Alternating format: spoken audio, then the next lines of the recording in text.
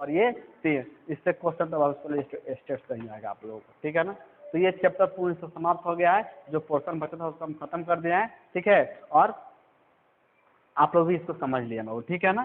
तो आप किसी वीडियो को देखिए बाबू, पहले शुरू से लेकर अंत तक देखिए, लाइक या सब्सक्राइब तो आपके हाथ में, कि अच्छा लगेगा तो आप करेंगे कि नहीं करेंगे, हम आपको फोर्स नहीं करेंगे। हाँ, एक बात जरूर कहूँगा कि आप अधिक से अधिक इस वीडियो को शेयर करें बाबू, और लोगों को दिखाएं, अपने आसपास के विद्यार्थियों को क्या करें, दिखाएं, ठीक है ना, ताकि इसमें मेरा मनोबल बढ़े। आप जितना अच्छा रिस्पॉन्स देंगे, मेरा एनर्जी जो होगा ना उतना ही हाई होगा, ठीक है ना। तो इस वीडियो का रिस्पॉन्स मुझे मिलना चाहिए कि मैं कैसा बना रहा हूँ और कैसा पढ़ा रहा हूँ, ठीक है ना।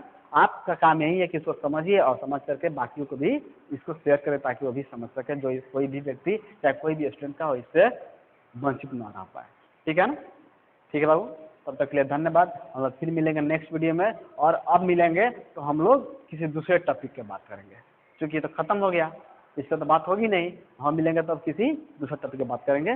धन्यवाद। खुश रहिए आप लोग और हमेशा स्वस्थ रहिए बाबू।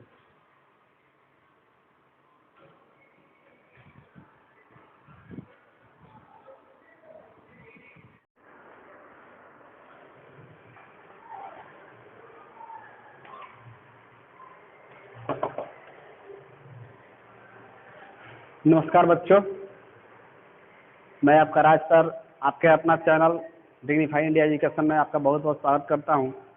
और मैं आशा करता हूं कि आप लोग स्वस्थ होंगे बाबू, ठीक है। स्वस्थ रहना भी चाहिए, क्योंकि हम लोग जो है बहुत बड़ी काम है, ठीक है, उसको हम लोग को आगे भी करना है।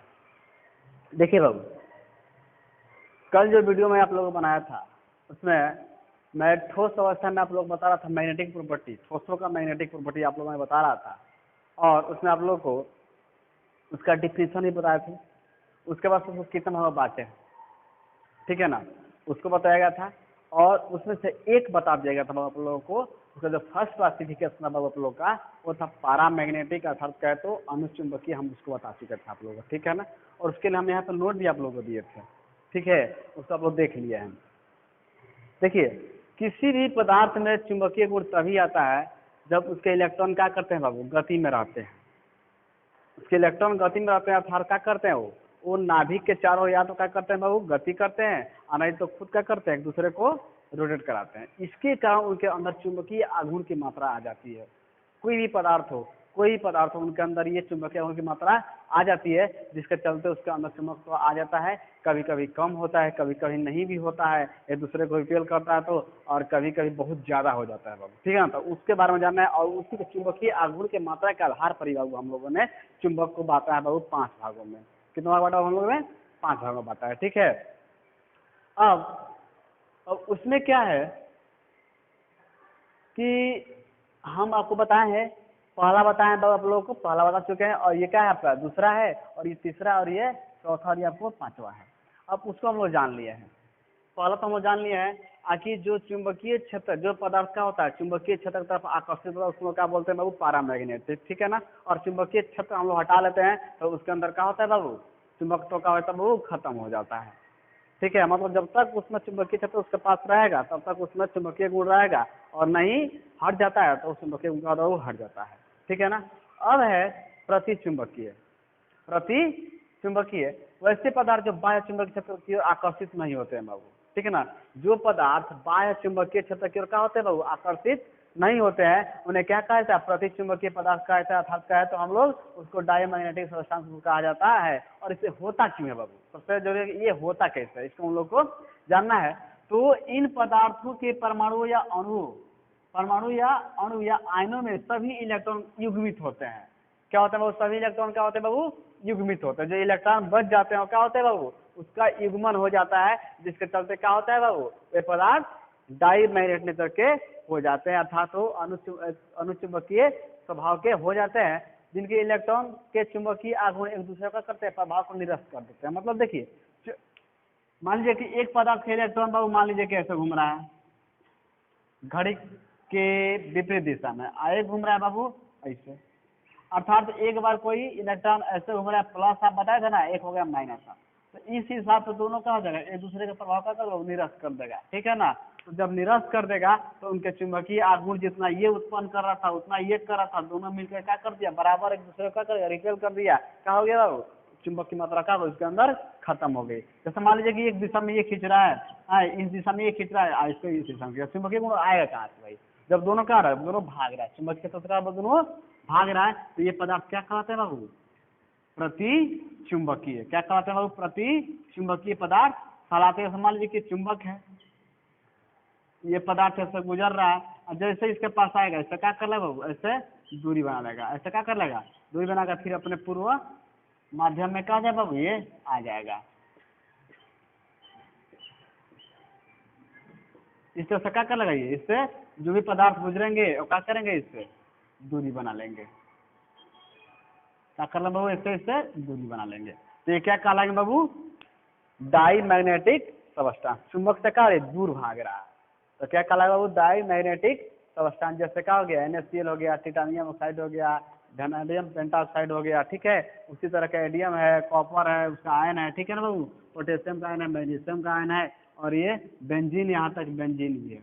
देखिए, तो जो पदार्थ चुंबकीय क्षेत्र से क्या हो रहा है बाबू, जो पदार्थ चुंबक से क्या होता है बाबू, पीछे भागता है, चुंबकीय क्षेत्र से क्या होता है, दूर भागता है, ठीक है ना, तो क्या कहलाएगा बाबू,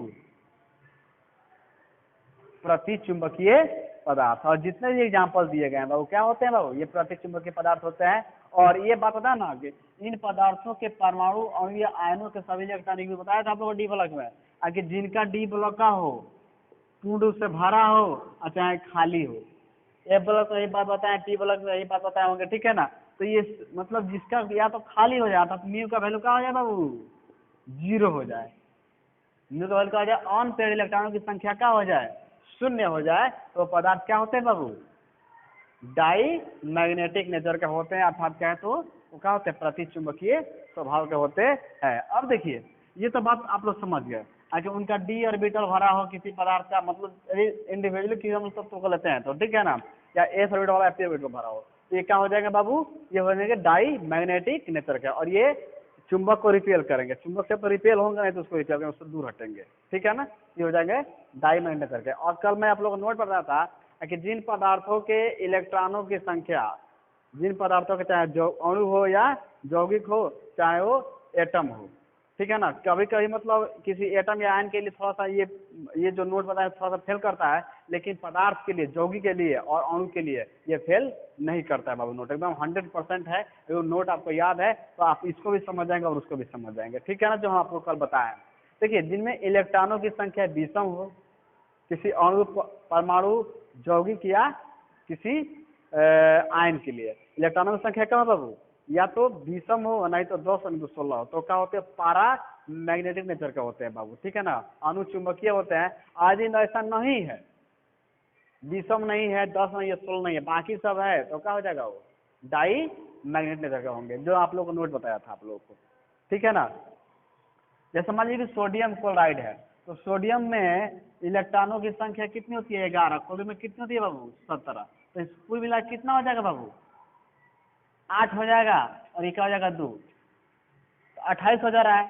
तो 28 हो जा रहा है, तो हम कंडीशन क्या था कि पारा होने के लिए कंडीशन क्या था बाबू, या तो ऑड हो, इलेक्ट्रॉनों की संख्या क्या हो, ऑड हो, नहीं तो क्या हो बाबू 10 हो, नहीं तो क्या बाबू 16 हो। तो ये यदि नहीं होता है, यदि ये कंडीशन मतलब ऑड मतलब कोई विषम संख्या होती है, मतलब विषम इलेक्ट्रॉन होगा, ठीक है ना, तब वो पारा होगा, या तो 10 हो तो 16 होगा, संख्या मानो सब में ये 2 होगा, बाकी कुछ नहीं होगा। तो ये सम संख्या में आया है, लेकिन इसमें से कौन नहीं है, इसलिए क्या हो जाएगा बाबू, ये डाई मैग्नेटिक नेचर के बाबू ये हो जाएगा, ठीक है ना। इसी तरह बाकी जो एग्जांपल हम दिए हैं आप लोग उसको देख सकते हैं, मैग्नीशियम का देख सकते हैं आप लोग, पोटेशियम का देख सकते हैं, कॉपर का देख सकते हैं, बेंजीन का देख सकते हैं, ठीक है ना। तो ये सब क्या होंगे बाबू, डाई मैग्नेटिक। जैसे बेंजीन को देख लीजिए, तो एक कार्बन का 6 परमाणु, एक कार्बन का 6 परमाणु, तो 6 का कितना 36 हो जाएगा, C6H6 के लिए, ठीक है ना बाबू। और एक हाइड्रोजन का 1, तो बाकी 6 तक कितना हो जा रहा है, 42 हो जा रहा है। तो 42 हो गया तो क्या हो गया, सम संख्या तो है लेकिन 10 या 16 नहीं है, इसलिए क्या हो जाएगा बाबू, ये डाई मैग्नेटिक नेचर का बाबू ये हो जाएगा। तो आप लोग समझ चुके हैं मुझे लग रहा है जहां तक, ठीक है ना। अब आगे देखते हैं बाबू, आगे है आपका लौह चुंबकीय पदार्थ। वैसे पदार्थ चुंबकीय क्षेत्र की ओर प्रबलता से आकर्षित होते हैं, बहुत तीव्र गति से, मतलब चुंबकीय क्षेत्र से क्या होते हैं, बहुत तीव्र गति से। बहुत तीव्र गति कहे तो क्या, जैसे मान लीजिए क्या हो गया, ये चुंबक है आपका, ऐसे कोई पदार्थ आ रहा है, ऐसे कोई पदार्थ आ रहा है,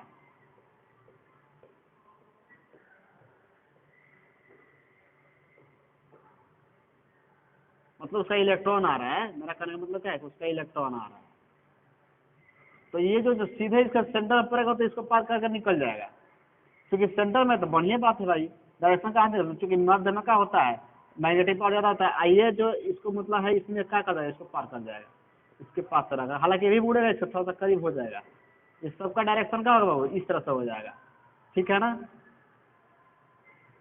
देखिए मुड़ता कहाँ, जैसे बाहर है, ये क्या करेगा, ये अंदर की तरफ मुड़ेगा, चुंबक से बहुत करीब होके जाएगा ये, मतलब फिर से आपका ये तो आ गया है, ये हो गया। देखिए चुंबकीय क्षेत्र में जैसे आएगा इसके तरफ खींचा चला आएगा बाबू, इसका तरफ क्या होगा बाबू, ये इस तरफ से खींचा चला आएगा। देखिए ये भी क्या होगा, एकदम इसके तरफ आकर्षित होता रहेगा,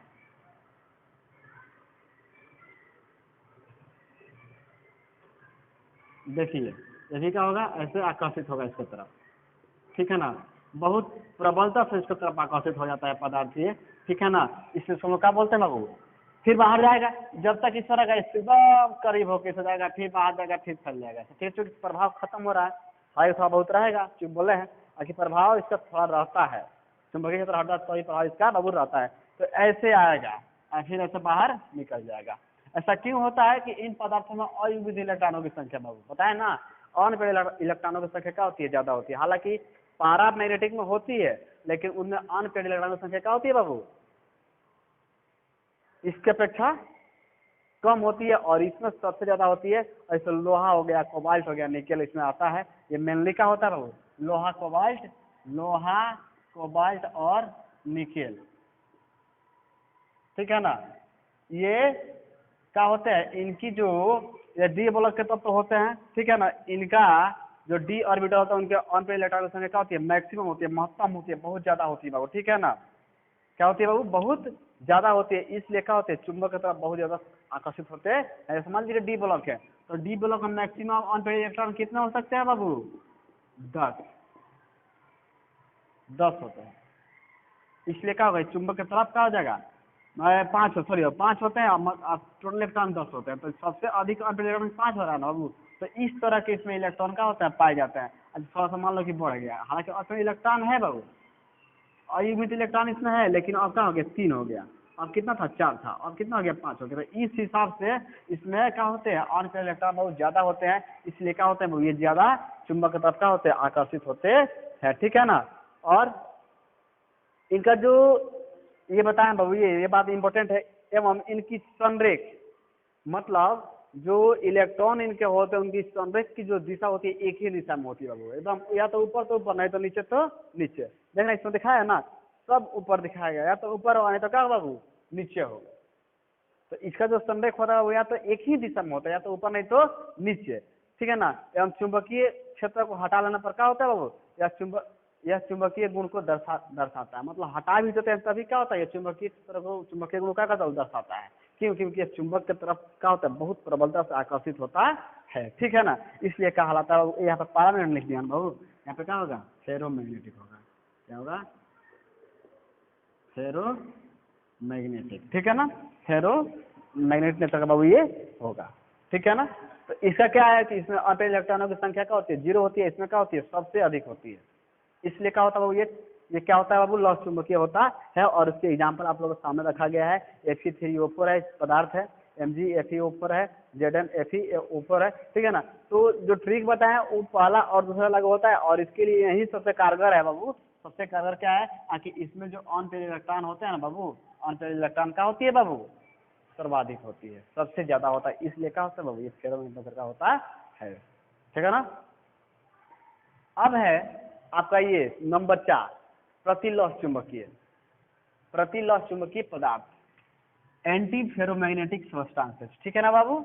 वैसे पदार्थ जिन्हें बराबर संख्या में अयुग्मित इलेक्ट्रॉन विपरीत दिशा में संरेखित होते हैं बराबर संख्या में, मतलब एक ऊपर तो एक नीचे, एक ऊपर तो एक नीचे, एक ऊपर तो एक नीचे। तो उनके चुंबकीय आघूर्ण इलेक्ट्रॉन यानी चुंबकीय आघूर्ण यानी उसको कह सकते इलेक्ट्रॉनों का चक्र एक दूसरे को क्या करते हैं, निरस्त कर देते हैं, एक दूसरे को क्या करते हैं, निरस्त कर देते हैं। इसलिए इन पदार्थों को प्रतिलोह चुंबकीय पदार्थ कहा जाता है।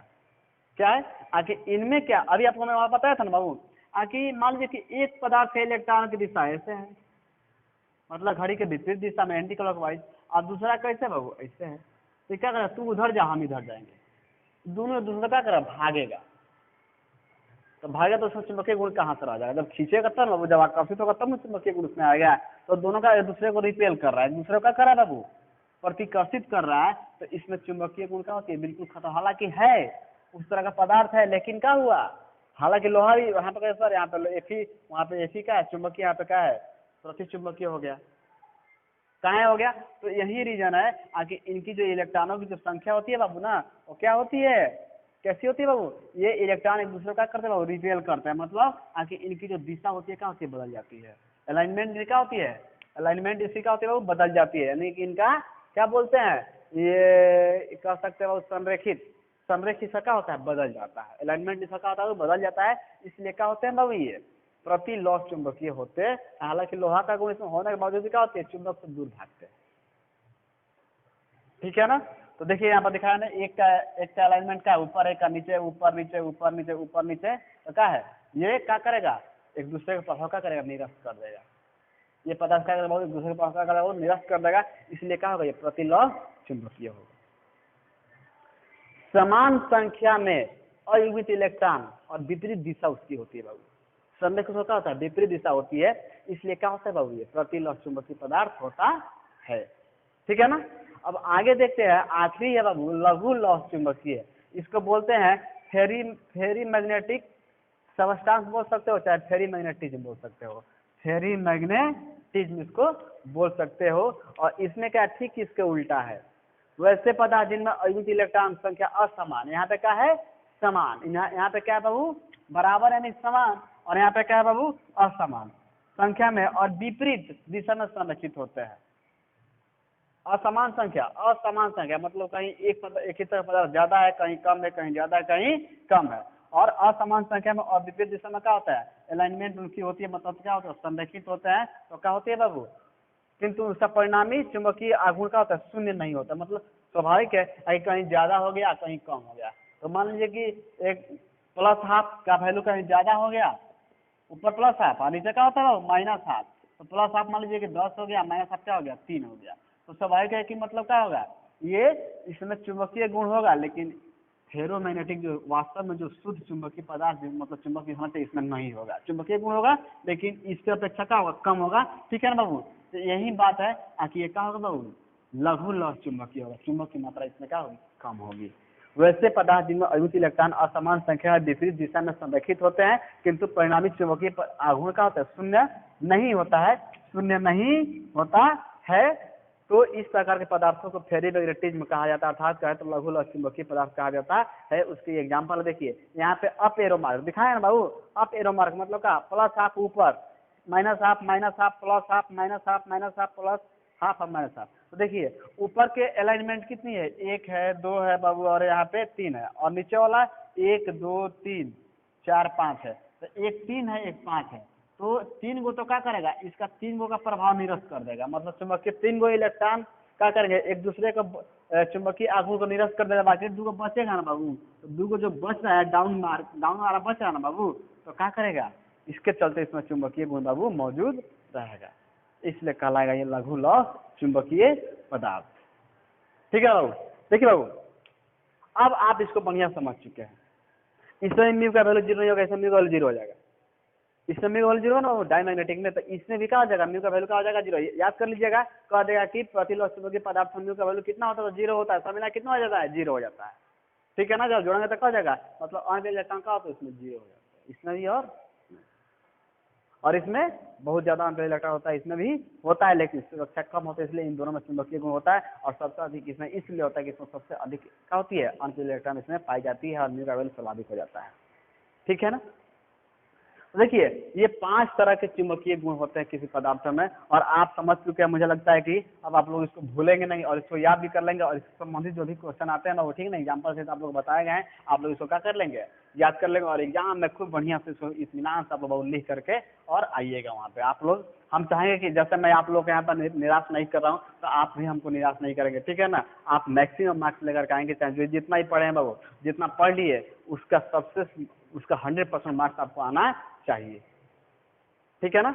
तो आप समझ चुके हैं, और इस तरह से मतलब आपका सॉलिड स्टेट जो कुछ तो आप लोगों को ऑफलाइन क्लास में दी गई है, और कुछ जो बचा था वो आखिरी पोर्शन जिसको समय के अभाव को लेकर के क्या कर दिया गया वो आप लोगों को ये ऑनलाइन के माध्यम से आप लोगों को पहुंचाई गई है, और आप लोग इसको, मुझे लगता है आप लोग बढ़िया समझे हैं। ऐसी बात नहीं कि आप हमको जब यहाँ पे देख रहे हैं ना तो आप ये फील कर रहे होंगे कि हम सर हम लोग सामने का, हम लोग बैठे हुए सामने और सर हम लोग पढ़ा रहे हैं, और मुझे भी ऐसा ही लग रहा है इस समय कि मैं आप लोग मेरे सामने बैठे हुए हैं और मैं आप लोगों को पढ़ा रहा हूँ। मेरे जितने विद्यार्थी हैं मुझे बहुत अच्छी तरह से जानते हैं कि मेरा पढ़ाने का जो शैली है कैसी है, आप लोग मुझे समझ सकते हैं। सबसे पहले समझिए, समझ जाए तो बहुत दिन तक याद रहेगा, और रट लेंगे तो आप लोग याद रखना, ये बात बार बार मैं बोलता हूँ, ठीक है ना। हमेशा मैं बोलता हूँ कि रट करके कोई आगे नहीं बढ़ पाएगा, बढ़िया से जो समझ गया बहुत आगे निकल जाएगा, ठीक है ना।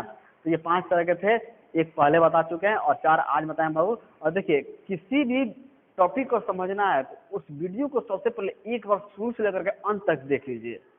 चाहे देखिए हम समझ सकते हैं कि मतलब डिजिटल जमाना है बाबू, तो हम यहाँ पे आप लोग को व्हाइट बोर्ड पढ़ा रहे हैं, और कुछ मतलब यूट्यूब पर वीडियो आते हैं बाबू, क्या होते हैं इंटरेक्टिव बोर्ड पे आती है, डिजिटल बोर्ड पे आता है, तो वही बात है, मतलब उसमें ऑलरेडी सब कुछ लिखा रहता है, आप लोग बस यहाँ पे समझा दिया जाता है। और मैं भी वही काम कर रहा हूँ, लेकिन मुझे थोड़ा एक्स्ट्रा मेहनत करना पड़ा है क्योंकि ये तो डिजिटल तो है नहीं। फिर भी आप इसको शुरू से लेकर अंत तक देखेंगे ना बाबू, तो बात कोई कितना पढ़ा है, लेकिन जो बोलेगा वही समझाएगा। जो जितना तरीका से आप बढ़िया से किसी भी कोई भी अर्थ वाक्य लिखा हो और उसको पढ़ करके और केवल पढ़ देना ही क्या होता है बाबू, ये बड़ी बात नहीं होती है। उसको पढ़ करके उसका मतलब बताना बहुत बड़ी बात होती है। और किसी वीडियो को आप लोग बहुत शुरू से लेकर के अंत तक देखते हैं एकदम बढ़िया से, तो क्या होगा, आप उस टॉपिक को अवश्य समझ पाएंगे। और जो मेरे पास जो विद्यार्थी पढ़ते हैं तो उनको तो दिक्कतें नहीं होगा, बिल्कुल दिक्कत, क्योंकि हमको जानते हैं कि हम कैसे पढ़ाते हैं और ये सब कुछ समझ जाएंगे वो।